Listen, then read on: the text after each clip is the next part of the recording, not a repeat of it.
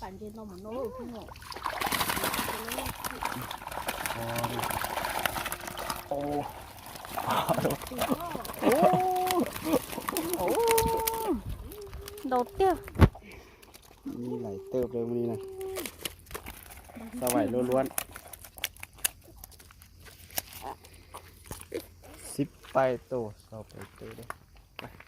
น่าสนเก่ง นี่วันที่19เลย19 เดือน 3 ปี 2022มื้อนี้ถือว่าได้หลายที่สุดเลยเต็มโถงเลยมื้อนี้นะ